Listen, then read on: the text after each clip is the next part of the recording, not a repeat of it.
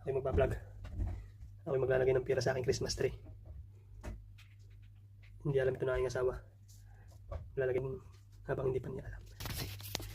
Ganito pagkadami. Uy, lalagay natin. Ito niyo ba? Oh, ano nga bukas sa tres? Wala sa 4 na para. Oh, ito niyo ba? Ito niyo ba? Yan. Masira na nga yung Christmas tree. Sira na nga yung Christmas tree. Kasi pag, nako, tingnan mo na, masira na nga yung Christmas tree. Nakisin muna natin post. Yan. Back to. Itipira na aking asawa. Kukumpletuhin niya muna ang Pasko bago niya mabuo. Bago niya mawala dyan. Kumpletuhin niya muna ang Pasko.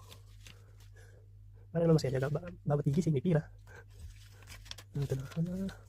Titignan natin kung magiging. Mukhang pira yun eh.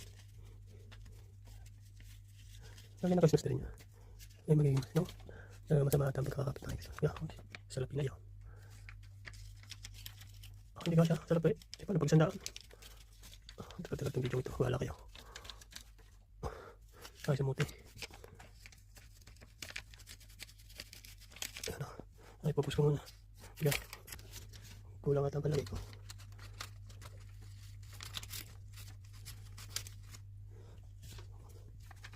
Sige. Araw-araw masahin. Ito niyo ba kami Christmas tree? Mga palapit ni Dan.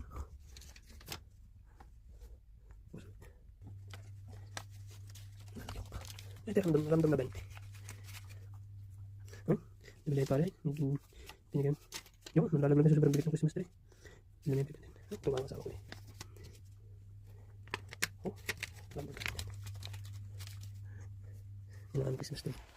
Ang bilhin. Ito niya ka. Yan. Ginawa lang. Tuloy.